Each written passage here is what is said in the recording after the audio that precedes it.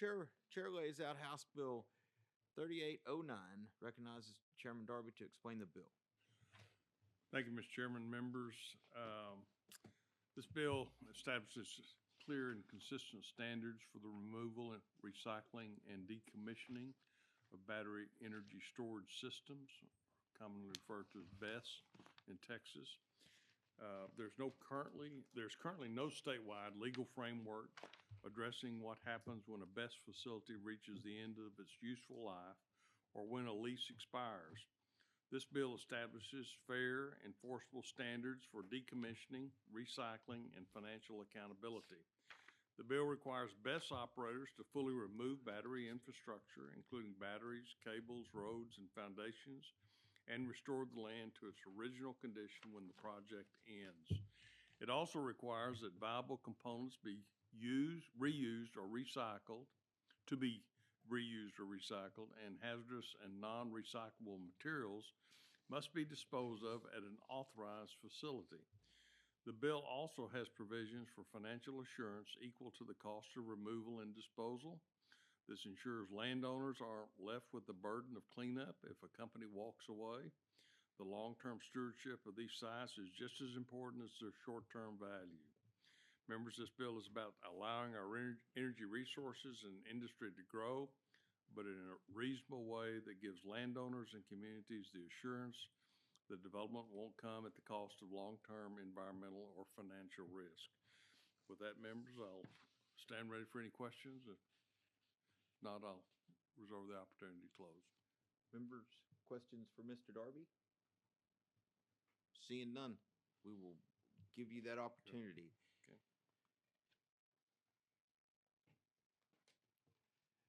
Mark, we show you as Mark Stover, registered on behalf of Texas Solar and Storage Association. You're for the bill, is that correct? That is correct. Please proceed. Thank you. Good afternoon, Mr. Chairman and committee members. Mark Stover, Executive Director of the Texas Solar and Storage Association. I'm here today testifying in support of HB 3809. As was just said by Chairman Darby, Texas has decommissioning laws for solar and wind power, but not yet energy storage. HB 389 mirrors previously adopted Texas law this industry supported and creates decommissioning policy for energy storage projects. While I believe the vast majority of projects will repower at the end of their useful life, if a storage project is set to retire, HB 3809 ensures that the only party responsible for performing and paying for the decommissioning activities is the project owner, not landowners, not counties, and not the state.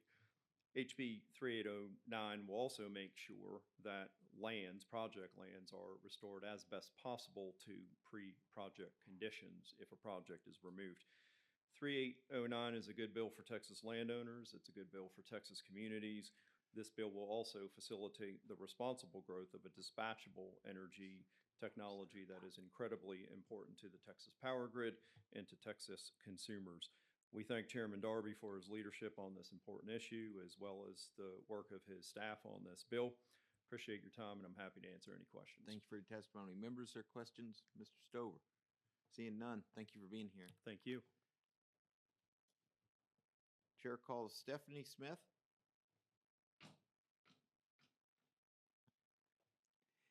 We show you as Stephanie Smith, registered on behalf of Lone Star Energy Storage Alliance, and you're for the bill. Is that correct? That is correct. Please proceed. Thank you. Lone Star Energy Storage Alliance is a Texas association of companies focused on standalone energy storage, and I'm the chair of that, as well as the chief operating officer for a company called Eolian, who also develops, owns, and operates these types of systems. I'd like to thank Chairman Darby and his staff for crafting a bill that's clear and consistent, which is great for these companies like mine, and also codifies the best practices for the most responsible companies in this space. And with that, I'm just going to say ditto. Oh, thank you. You heard the layout at the beginning. Thank you so much. I've been waiting.